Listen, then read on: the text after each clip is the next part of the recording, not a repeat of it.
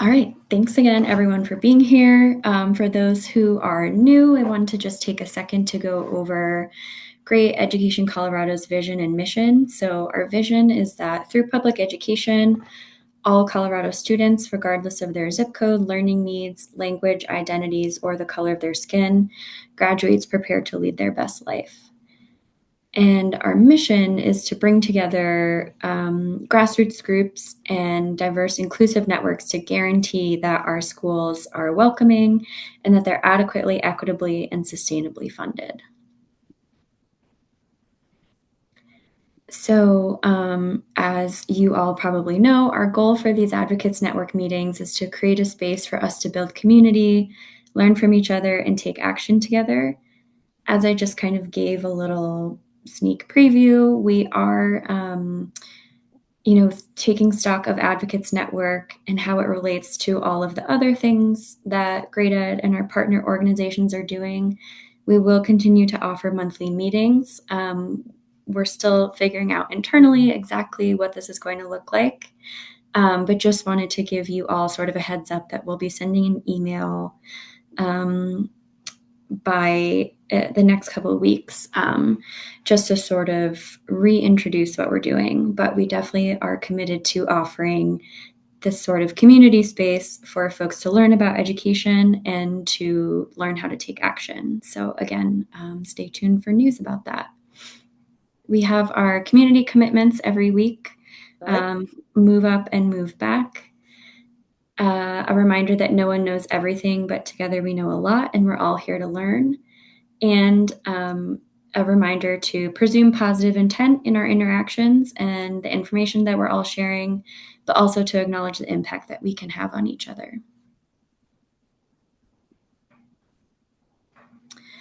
I know that we are going to be joined at some point today by Representative Jennifer Bacon. We are super excited that she's going to take a couple minutes to come chat with us about the work that she's been doing. She is also at another conference right now, so I don't know exactly when she's going to jump on, but she has said she'll be here, which we really appreciate. So I'm just going to move past this slide for now, and you can come back. We'll come back when she gets on. We'll just pivot to have her speak. And because it is the end of the year, we wanted to take some time to highlight all the work that Great Ed has done, all the work that we have accomplished together. Thanks to all of you in this room and, our other partners and advocates that aren't here tonight. So the first thing that I wanted to celebrate and highlight is the Advocacy Day that happened this April. I see folks in this picture that I know are here on this call. So thank you all so much for joining that Advocacy Day. That was before my time at Great Ed, but I've heard awesome things and that there was a great group of folks. And we are very excited to be starting to plan our Advocacy Day for next year as well. So that's definitely one celebration from 2025.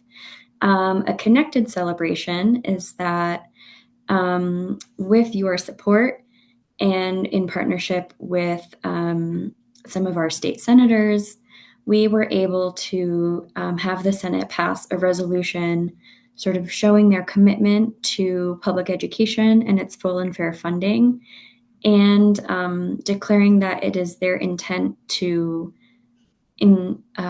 really honor the adequacy studies, the school finance adequacy studies that the state commissioned, and to develop an implementation plan to phase in the recommendations. So while this is a resolution, it's a bit more symbolic than it is enacting, specific policy. We are really excited about this win from this year, and now we have something to hold our state legislators accountable to. Next slide, please. We also wanted to highlight some of the kind of organizing wins that we've had, especially with the introduction of using the Public School Strong platform, which I know there have been some questions about how does Public School Strong interact with Great Ed and the Advocates Network. We do partner with Public School Strong, which is a national group, and Great Ed is really the organization that has brought the use of Public School Strong's online organizing platform to Colorado. So you can see in the first example there, we use the Public School Strong online platform to help get people to sign on and have the Denver Public School Board of Education pass a proclamation calling on the state legislature to act on those adequacy study recommendations. So we had almost 100 folks that signed that petition in just a few days, and the DPS board listened to us and passed the resolution, which is awesome. That second example there is something we have going on right now. I'm sure you all have heard about it, probably from me directly, but we are working with other education advocates in Colorado to really urge Governor Polis and our next governor to opt us out of the federal tax credit voucher program. So that is just some highlights. We've got this new platform and it's working for us. And then I think this is maybe our last highlight slide. Just recognizing the opportunities that we've had to be out in the community this whole year. All of the awesome advocates that have helped us set up meetings. You've invited us to come present at your PTA, to your school board. We've tabled at a lot of events in and around Denver. So that first picture there is a picture of Lisa at a recent presentation at Denver South High School for their PTA and their larger community. The second picture is from an organizing meeting I recently had with some folks in Summit County School District. And the third picture is talking to state board member Lisa Escarcega, who was one of many people who stopped by our table at the No King's Day event. So it's been really awesome getting to be out in community and talking to people about education.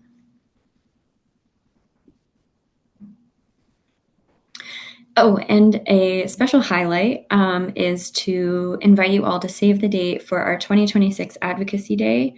It's going to be Thursday, April 9th. Lots more information to come, but just wanted to start getting that date on folks' radar. All right. And then, Tom, I see your question in the chat.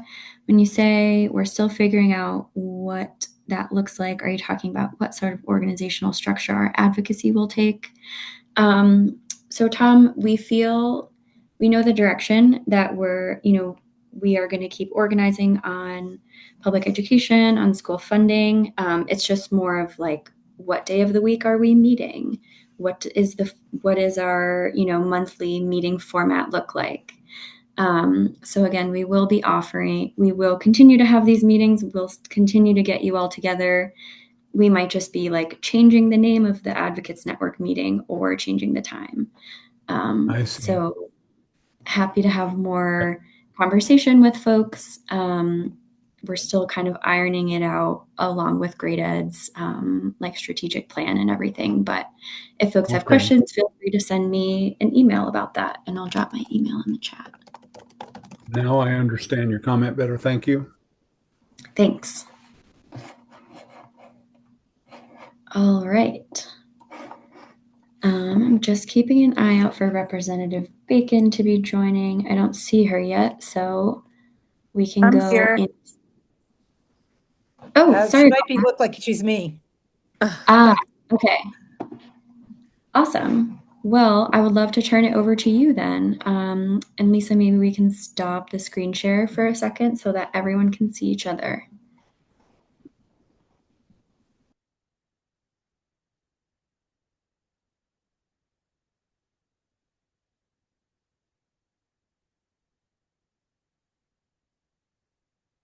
You're muted.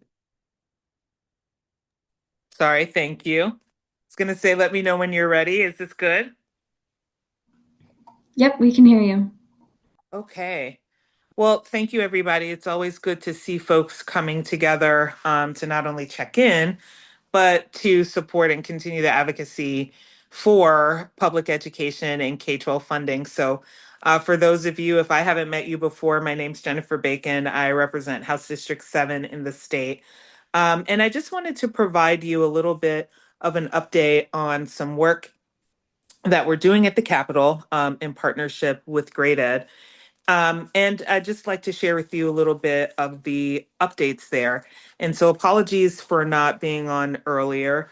And so if I repeat anything, I apologize as well. But as you know, K-12 is something that has to be regularly fought for and preserved when it comes to our funding. And so ever since the adequacy studies were completed and the findings reported out last January. In the legislature, we're doing some work to be sure that those studies don't fall to the wayside and that are kind of on the top of legislators' minds. We know from the studies that unfortunately we are woefully underfunded in K 12. Both of the studies suggested that we needed about $3 billion to adequately fund K-12 in the state, at least to the place and spaces that we say we want to through all the laws that we've passed. And so, since we know that we are behind in funding, some other folks out in the world in our political landscape may be proposing some questions for the ballot towards the end of 2026. And, some of those questions actually do have to do with how do we get more dollars into K 12? And so, what we would have to ask in the legislature is in the event we did receive more dollars, how would we use the dollars or how would we direct them to K 12? And so, in combination with thinking about the adequacy studies, as well as the questions that folks are proposing that may be on the ballot.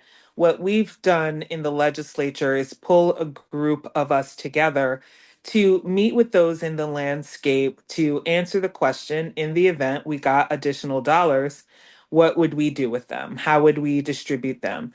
For what it's worth, factually, the legislature, even if we do pass any measure and more revenues come in the state, the legislature has to write down where the dollars, how the dollars are received and how the dollars are disseminated. And so, given we have this opportunity, we've been pulling legislators together to hear from those who work in schools and in the education landscape to really hear what they would do with additional dollars. And so we've had a handful of meetings with superintendents from across the state. We got to ask the question, big shout out, I see Evie Hudak is here. We got to ask the question to PTA and we're asking the question to teachers. But the question that we ask is if you had 5% more in your budget, how would you spend it? And we believe 5% or more in their budgets would be if the state received $1 billion more for state share.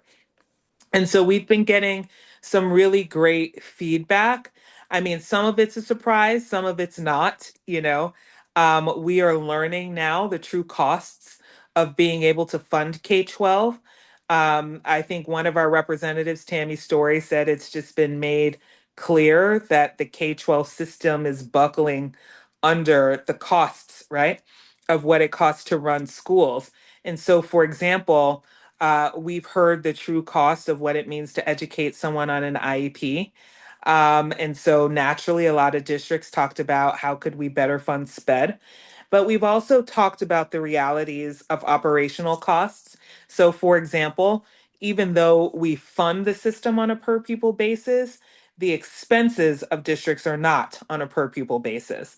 So, for example, whether a school has 30 kids or 400 kids, it still needs to turn the heat on, right? And so we're trying to figure out as well, again, with the assistance of the adequacy studies, to better understand the cost pressures so that we can fight for K-12. But again, if in the event that we do get more revenues, what is the best way to spend it?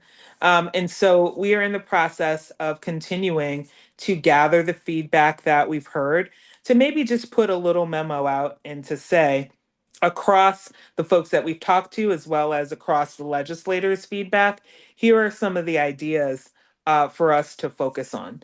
So, on the one hand, I think the next phase for us is to be able to share out with constituencies what we've heard, and then to keep an eye on the K 12 budget throughout session. We are questioning if this includes, if this session we need to write a bill on how to disperse the dollars if something's on the ballot in 2026, or if we need to write that in 2027. But a thing that we are interested in doing is, at least on the House side, because the Senate was able to do this last session, is to run a resolution that says we are committed to K 12 funding and that we need to do all that we can to ensure that it is adequately funded. And so we look forward to that opportunity this session. And so I'll pause there, but at the end of the day, we just want to let you all know that the work is really important and that every step you all are taking is built upon. And so we are building upon the advocacy to get the adequacy studies done. Now the adequacy studies are done. Now we have to continue to advocate that we are able to better fund K 12. And that I do, want to recognize that folks have now learned from the adequacy studies what it is that we can do, but also what we need to do, so that when we go to our constituencies, they're in a better position. We still got some work to do, but they're in a better position to understand what our goals are. And then the legislators now, we do have a great handful, and we've got representatives and senators from the four corners of the state who know that this is something that we need to pay attention to, and who care and know enough that we need to go out and ask these questions to not only find some answers, but to demonstrate our interest, right? And our passion for this purpose. So I'll stop there. Thank you always, Lisa, for the opportunity to share. Thank you, Kristen, as well. Thank you so much, Representative Bacon. I see that Christy has a question. Go ahead, Christy. Hi, I'm just wondering, in the group of legislators that have become involved in your work, are any of them on the JBC, and is there any bipartisanship? There is no one on the JBC per se. However, Emily Sorota's aide attends, if that makes sense, because they're in JBC meetings every time we meet. So that's also fair for them. But they are on the invites and they do have access to all of our feedback. And then we do not have bipartisan participation. We have some leads. And I think as long as we stay in a particular lane without talking about Tabor, we can keep them. And I'm happy to share the leads are our representatives and senators from the northeast part of the state. So that's Byron Pelton, Dusty Johnston.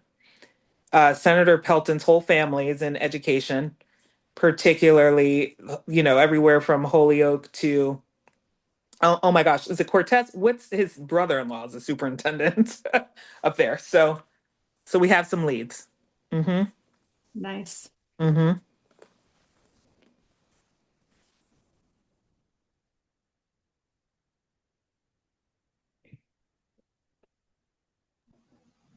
All right. Any other questions? I see Tom has a comment. I do want to just ask Representative Bacon to just talk a little bit about what themes are coming out. You've talked to people from really all over, superintendents, teachers, etc. Are there commonalities that can you talk about commonalities that you're seeing across the state? Yes. So we've talked to superintendents, I'll say interestingly, we've heard from quite a few rural superintendents, but there are more rural districts than any other type of district in the state.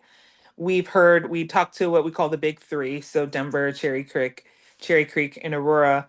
We talked to urban, suburban, small, because they have their own categories. So we talked to Sheridan, for example. I'm not sure if you all know about the Sheridan School District. They have 800 kids, and they're wedged right next to Denver and Jeffco, with Inglewood to the south, right? And then we talked to Pueblo City, right? We talked to Thompson. So anyone from like the Loveland area. And so I think what we do know, when I shared earlier, the one thing that, every district obviously has their own formulas. And priorities. I think from the smaller districts, they obviously talk about issues of managing costs with lack of scale. And they've even gone so far to say, even if we raised a mill levy, we'd only raise like $10,000, right? And so we need to talk about that. So sorry, excuse me. My phone is ringing. We need to talk about what that means, especially when we talk about operational costs. Right? And so, for example, what's interesting about that is when we talk to Sheridan, Sheridan is about the same size as a small rural, and they're like, we have the same things that we need. And so, when you talk about a boiler dying or even supporting one student on an IEP, that costs $20,000 to support. Given their scale, they do not have enough dollars to cover that. And they'll only receive like $7,000 for special education. That's not the actual number, right? And so we heard about that. I will say that everyone talked about the costs of special education. Folks are also talking about the cost of other things that they need. Like everyone's talking about our students need mental health support. So I heard that in Cherry Creek and Rocky Ford, right? But that's not necessarily accounted for in the formula specifically. And then, when you think about at-risk student ELL or SPED students, okay, you can kind of hear about mental health support, but not any category of those students have any more needs than the other, right?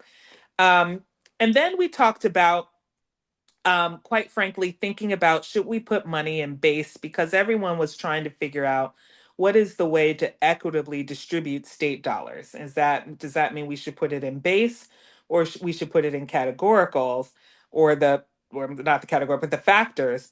But in the meantime, folks, consensus was on if there was any particular student need where there was consensus, it was around students on IEPs. So, the smaller districts were like, how can we think about equity or equalizations or stabilizations, whether it's the mill levy override, because they need, oh my goodness, sorry, they need the cover. Sorry. And then, when we talked about the big districts, interestingly, they talked about the same things, but what those costs means as particular pressures. So, for example, they were like, everyone's like, we need more teachers. Okay. Now, we heard from different districts and what they're doing about it. These mountain districts, Eagles recruiting people from overseas, and they cannot afford the H 1 visas because of Donald Trump's changes, right? And so, but in Denver, when we talk about personnel, there's a shortage, but they also need to be able to pay for healthcare for their personnel, right? But given the premiums going up, they're like, that is just something that we are not receiving enough money to cover. So it's not just it's personnel, but it's like the costs behind personnel as well, the operational costs. What does it cost to actually recruit, maintain, and keep them there? And our dollars, our formula, are rooted. Everyone, all the my colleagues across the aisle want to say like you're just overspending or whatnot. Like this is not an inflation issue from the 90s. These are new costs, right? Like when they set the formula, we didn't have Chromebooks in everyone's hands or school nurses or mental health support, right? Um, and so those are things that we need that our formula just doesn't account for through inflation as well. So I hope that was helpful. If that kind of answered your question, Lisa. Yeah, very much. Okay. I see one other question in the chat, Representative Bacon. I think this is something that Great Ed is definitely here to be helping folks with, but I'd love to hear your answer.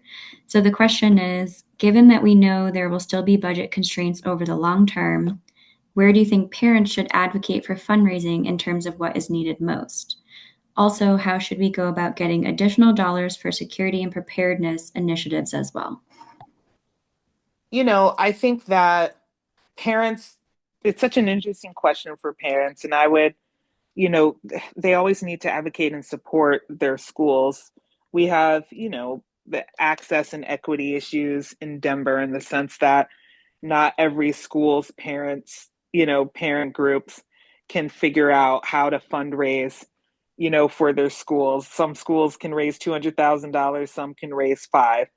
And so for parents, we try to believe that any capital that they have, whether it's from dollars or the ability to even volunteer, we still want them to direct it towards their schools. But if they have also any free time, we want to support families and being able to think about everyone's kids too. So how can you put some effort and dollars towards advocacy, right? Or ballot measures, or getting out there and talking to your legislators. The good thing is K-12 is something that everyone knows about, but the bad thing is every year we have to fight for it, right? And so a parent at all times can reach out to their legislator and say, when the K-12 budget comes up, protect it. Every time they can tweet it, text it, tag it, email it, call it, and say, protect K-12. Last year we went through it with the governor. He wanted to change averaging, and school districts hate that because what averaging does is provide them funding stability. And when there were good enrollment years, it does give school districts a bump, right? But they will externally say, but they will in turn say, there's no such thing as a ghost student. You know what I mean? Okay, y'all. Sorry, I keep getting a phone call because I have to go back to my conference. My phone keeps ringing. I'm so sorry. And so this can be that at all times. I think, yes. Uh-huh. I'm sorry. I just wanted to make sure you noticed the comment I left about state levels of campaign funding. Somebody could come in and drop the campaign limit and buy a seat in Poudre School District right now. It's a real problem. Oh, okay. Okay, I just want to call it to your attention. I've been talking to various legislators about it whenever I've gotten a chance. I couldn't pass this one up. You'll forgive me.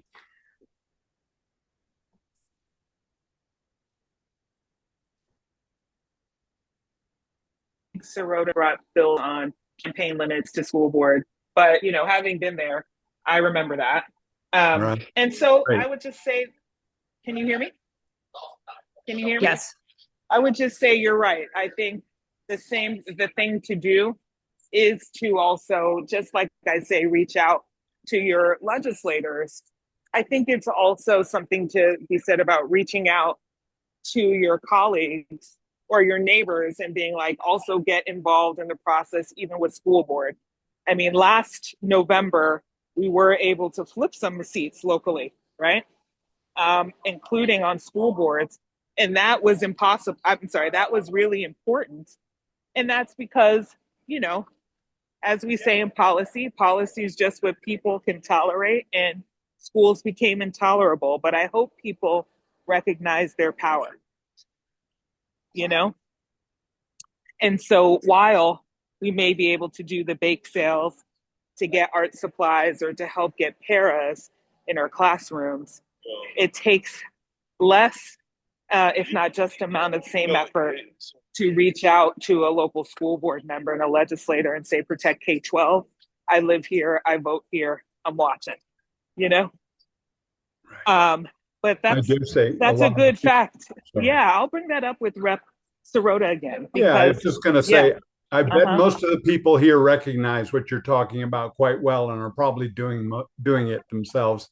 Yeah. So you know who we are and stuff. Just you're aware of that. Yeah, and so just text your neighbor. Here's the person. Put their email address in that text, or here's the person to tag on Instagram. Right. If 5 people did that with 5 people you knew, that'd be 5 more than I heard from this week. And I do this all the time. Mm-hmm. Right. Yeah. Sorry for jumping off camera, y'all. That's okay. Do you have time for one more question? Sure. Okay, thank you so much. So Caitlin says, in Jeffco, we will probably run a mill levy override in 2026. I want to ensure that we include language that supports equity and our most vulnerable students in our schools. From your experience and role as a legislator, what do you think is the most important thing to advocate to have written into the mill? You know, in Denver, we did a few different things before, during, and after mill levies. One, we created, mill levy creation includes community as the board, right? Like we in Denver, we have a bond and mill levy committee. And when I was on school board, we were required to have certain amount of community voices and certain amount of representation given our demographic differences, if that makes sense. So that's one way to ensure, as you create what goes in the mill levy override, that you have inclusive voice, if that makes sense. And another way is the best thing to do with mill levy overrides is to get in on it before it hits the ballot, because when it's on the ballot, it's specific as to where the dollars go to, if that makes sense. So I think that might be a best bet.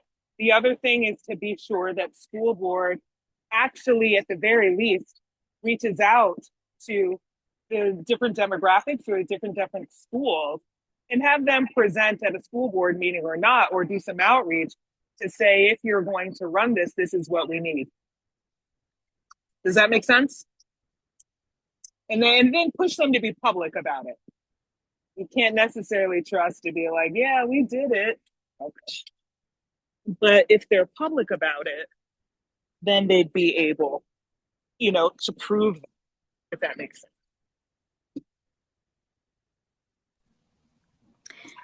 Evie, I see your hand is raised. Go ahead. Well, I have a follow-up question, Jennifer. What if the district wants to do a general use mill levy? Does it still have to say what that would be used for? Yeah, and they'd have to define general use too.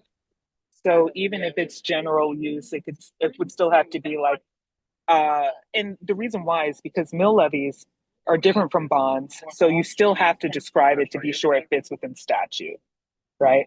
Mill levies are for program. They're not for buses or buildings. So they still have to say, to some extent, general use program, and they have to define it. Because if not, you can't be fundraising to pay for salaries or to build water fountains. You know what I mean? And so voters need to know. You can't pay for salaries? You can't. No, I'm just mean like all of a sudden a mill levy's passed and the superintendent gets $1 million. Like people are just going to want to know. But you do have to define to some extent so people understand it's for program. If that makes sense.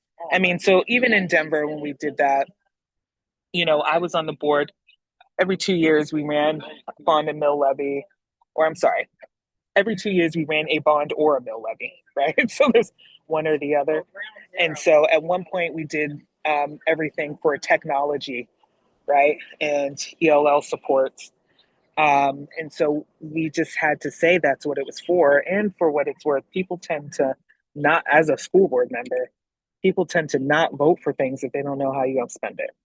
And so it's in our interest to be as specific as possible too. Did you know that Nobel is here at the museum tonight? All right. Well, thank you so much, Representative Bacon, for your time. We can tell that you are very busy, so we really appreciate you taking a couple of minutes to come and speak with us and answer questions. And thanks to everyone who typed something in the chat or came off mute to ask a question. Representative Bacon, we will release you back to your conference and the rest of your evening. Thank you all so much. I appreciate you. We Thank need you. you. Hang in there. Thanks, everyone.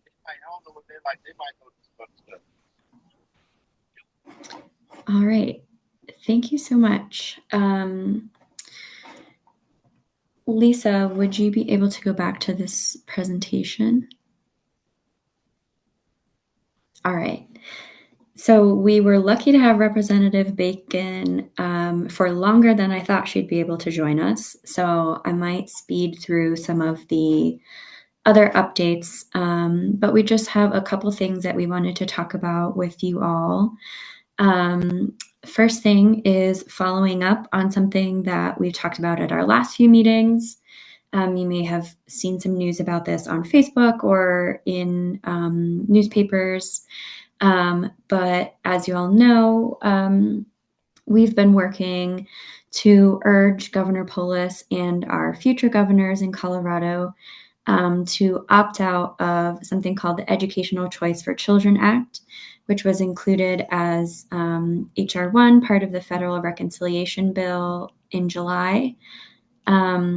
This program amounts to a federal tax credit voucher, and well, this act is still going through the rules and regulations process at the federal level. There's a lot of concern from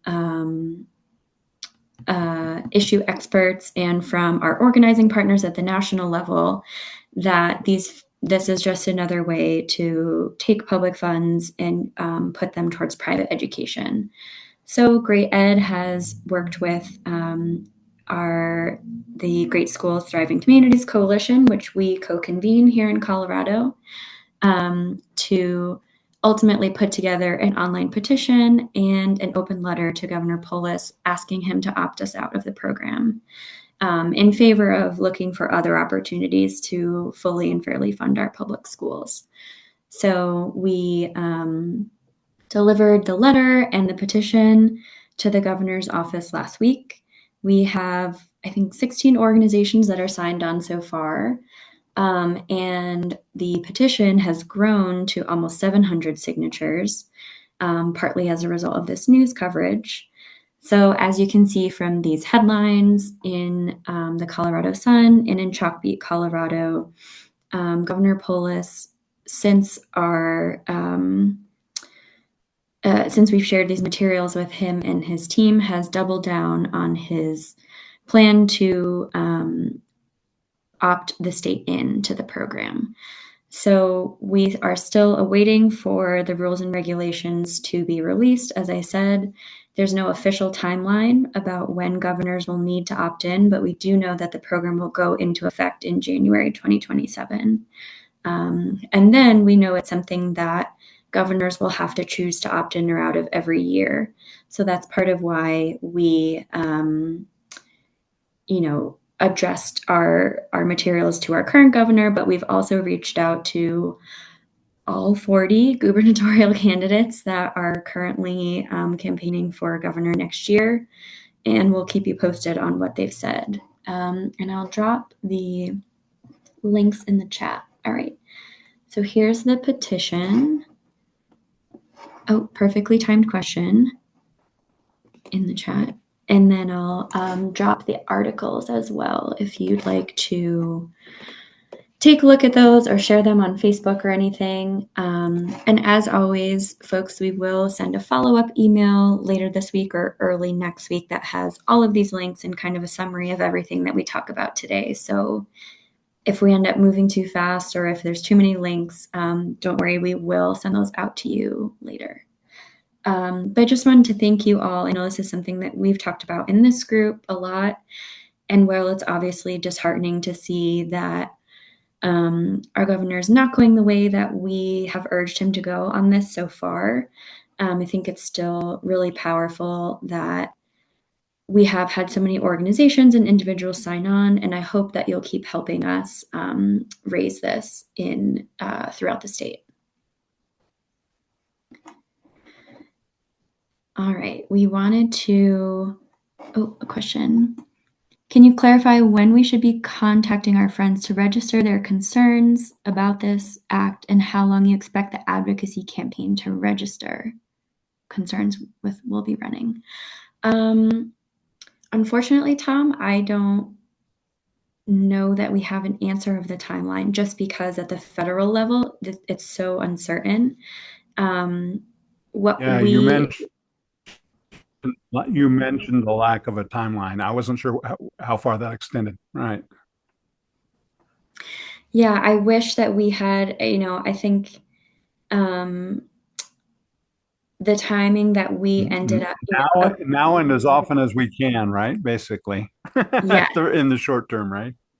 And I think it's, Basically. the timing of us bringing this forward has actually sort of worked out because it, in terms of just getting attention, because the Colorado Sun article shows that the reporter was talking with the governor in late November, and we ended up delivering these materials to him and releasing them on December 3rd, and then these articles came out on December 5th. So while we still don't know, like, ultimately how long, what the timeline is for opting in and that sort of thing, we will Sure.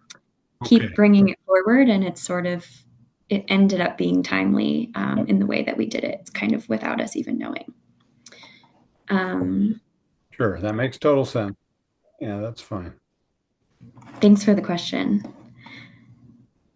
All right, and then we wanted to also just give folks some brief updates. I know we have people on this call with varying levels of knowledge already of the state budget process, but just for folks that are coming in at sort of a new level, wanted to take a minute to run through kind of what this looks like. So we are currently in the state fiscal year FY 25-26. It just started in July.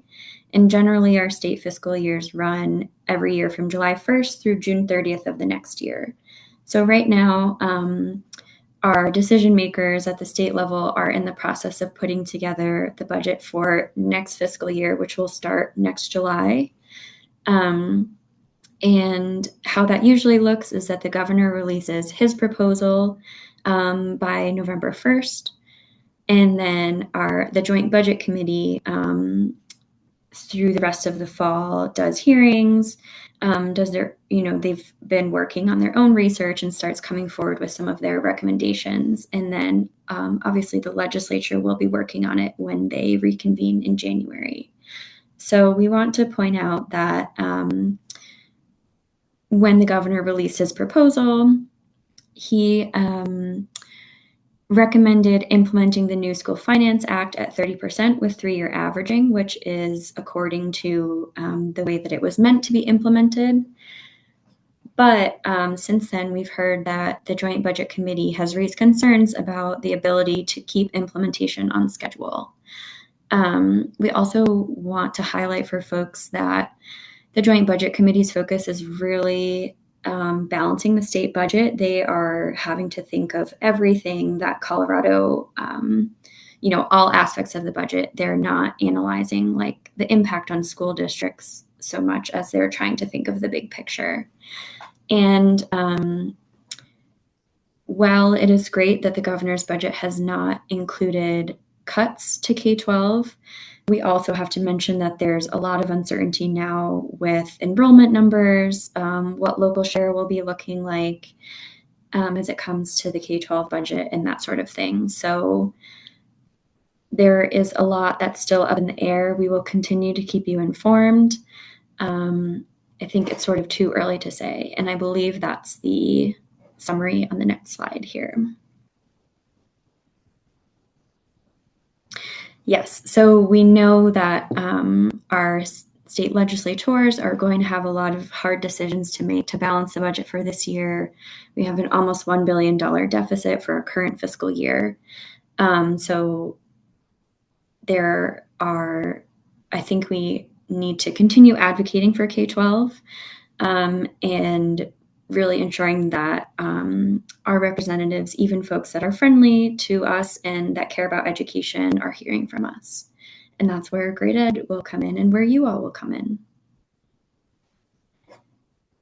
I also I'm seeing we only have 10 minutes left, so unfortunately I'll need to move through this kind of quickly, but we want to just make sure that folks are aware of things that are happening to education at the federal level. So in the last 2 months, almost the entire staff of the Office of Special Education and Rehabilitative Services was laid off.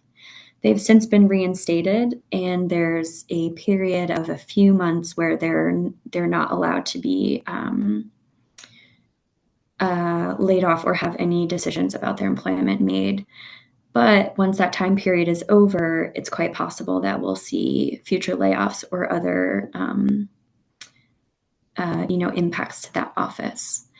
We also wanted to talk for a moment about, you have likely seen this in the news, illegal transfers of federal agency authority.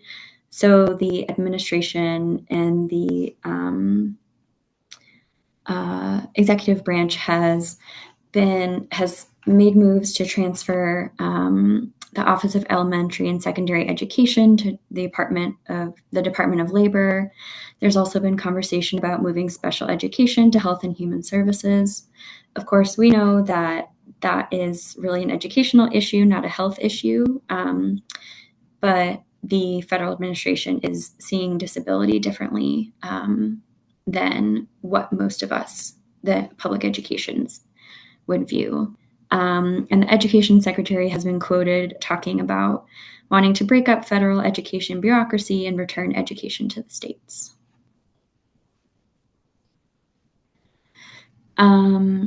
We can say that a group of Senate Democrats has sent a letter just in the past week to the Secretary of Education condemning this action. So both of Colorado senators have signed on, which is great.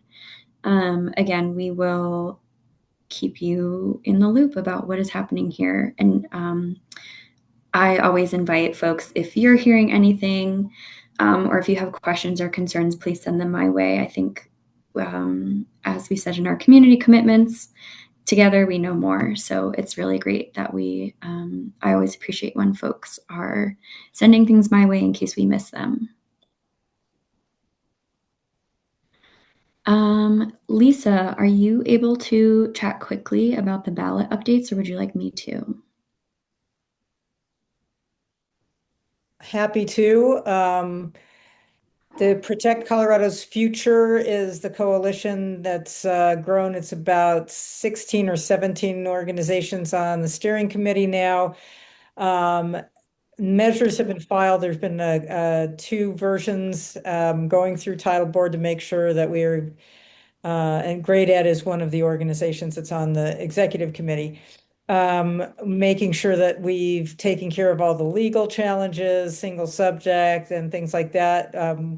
There is more polling and information gathering. We anticipate we will file a number of measures that help us figure out, we'll file a lot of measures in December, making it possible for us to select among all of them with different permutations of different brackets and uses of the money, so that we can figure out what the best one is that will get voter support. It's good policy, and we can get the funding necessary to get it on the ballot and passed, so that we will have petitions ready to go, as it says here, like in February.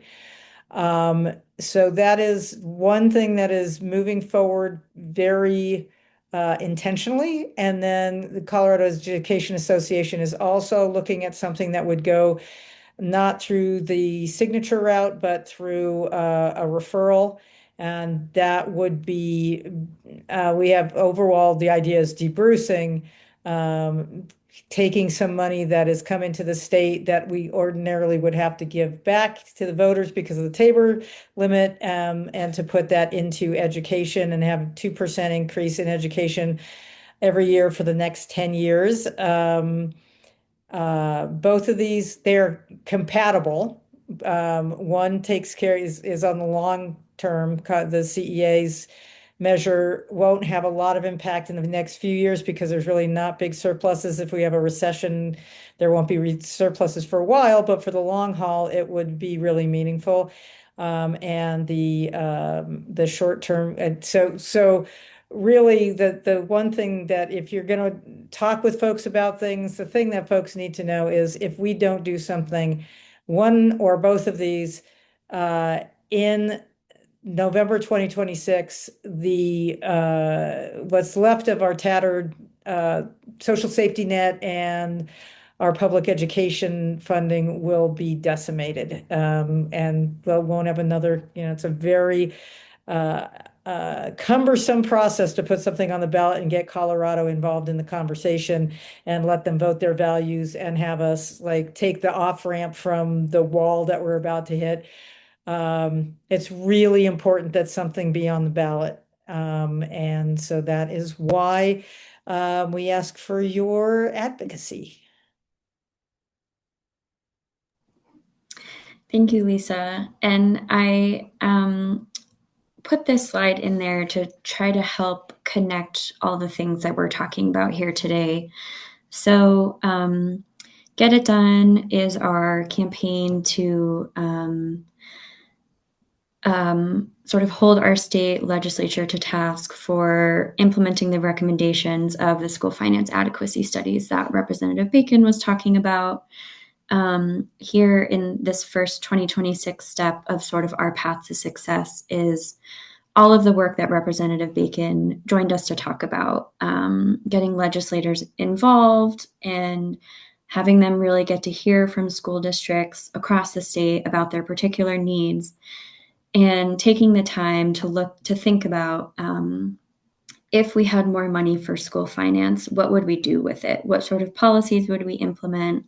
What parts of the formula might we want to change? Whatever the legislature decides it would look like. I think they're not necessarily looking to make formula changes right now, but rather like what other kinds of things, what would that blueprint for student success look like? And then the second part that is separate work, but needs to happen hand in hand with, the school finance advocacy that we're doing is some sort of fiscal reform on the ballot. So as Lisa said, there are different groups are putting forward different measures. Great Ed is part of Protect Colorado's Future and is excited about the graduated income tax. But we know that whatever it looks like, we ultimately need some sort of fiscal reform on the ballot in 2026 to really help us make progress on this path to ultimately that sparkly, goal at the end there of a public school system where all of our children can thrive.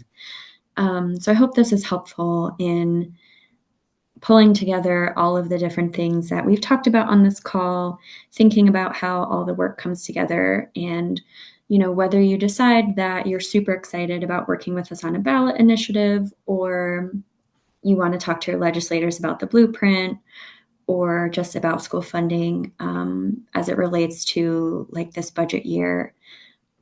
Great Ed will have lots of opportunities for you all to plug in, and we're excited to help folks understand how it's all connected. Go ahead, Jerry.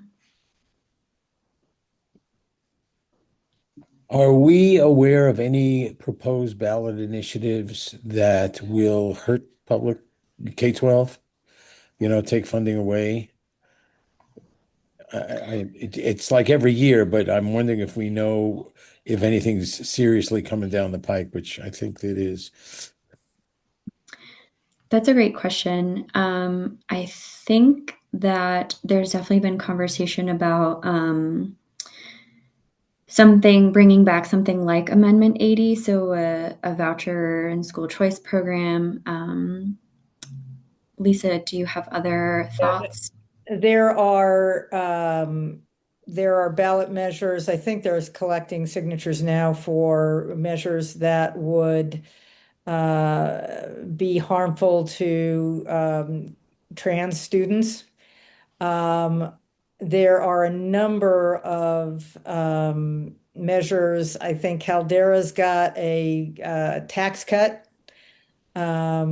And there's some others that would make Tabor even worse by like making fees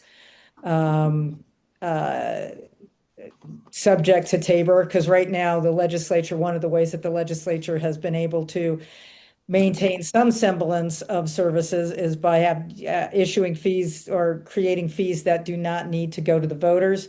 They would like to make it so that they do have to go to the voters.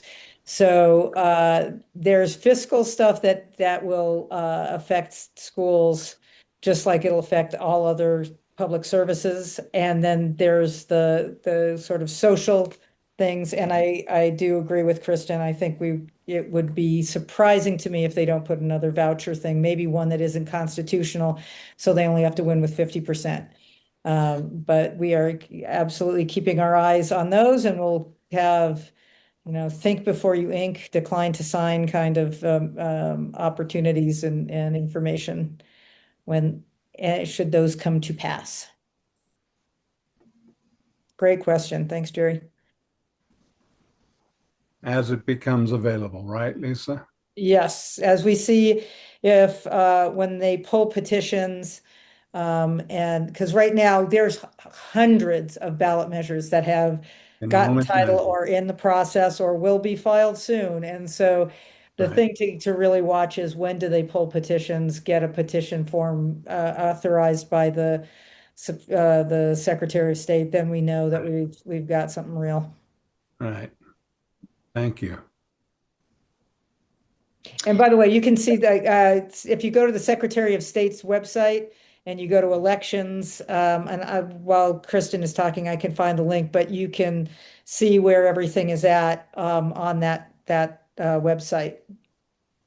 That's all right. I'm going to let you guys do that. A good division of labor, Tom. There's no reason for your blood pressure to go up. Right. Yeah, but that is a great plug for you all to, keep reading the emails from Great Ed, keep organizing with us on the Public School Strong platform, keep coming to these meetings, because we will, it's our job to let you all know about this and how you can take action one way or another. So in that spirit, I'll just take maybe 2 more minutes. Thanks everyone for sticking around. We have wanted to share again the link to our petition and our Facebook posts. Just dropped them in the chat, and they're on the QR codes here to continue pushing folks to participate in, to sign the petition to have our governors opt us out of the Educational Choice for Children Act.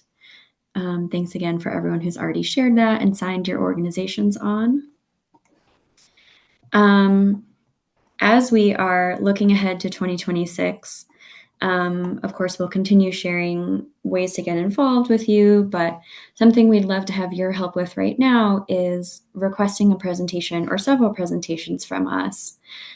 So we've been talking with school boards, PTAs, and other small community groups throughout the state this fall and before that, but I got here this summer, so I've been doing it this fall. And that has been really fun. We are also working in particular with some rural school districts, but we can do this everywhere, to think about bringing a larger community group together, not just a PTA or a school board, but inviting just regular folks to come and hear from us and learn about the adequacy studies and school funding. Maybe we'll talk about some ballot measures and kind of get folks everywhere understanding what's going on, because it's very complicated, and have them plug in. Kristen, will you be sending a copy of your slideshow? Because there's a lot of important contact and connection information that I'm not fast enough to take notes on. I can tell you that. Yes, so we'll be sending a follow-up email at the end of this week or early next week with all the links, and then we do record these meetings and post the slides online. So we'll make sure you have all of that. Great. We have one quick opportunity, like I said. If anyone wants to provide some feedback about why you come to Advocates Network and what's important for you here, we'd love to hear that as we think about what this meeting looks like in 2026. And then I would be remiss if I didn't talk about Colorado Gives Day, which is today. And I just hope that you all will keep us in mind as you're considering your end of year donations for Colorado Gives Day and the rest of 2026. If you've ever learned something in a meeting or taken action because of us, I hope you will keep us in mind and take a moment to donate. So I dropped the link in the chat. We've got the QR code. And we have a little friendly fundraiser badge that we give out to our supporters who, share information about Great Ed with their networks and encourage their friends to donate. That is my last slide. Lisa, do you have any closing thoughts for the group? Oh, just kidding. This is my last slide. You wanna talk through that? Sure. So as I've alluded to several times, we'll have an announcement soon about what our monthly meetings look like in 2026. We will have lots of opportunities for you all to plug into.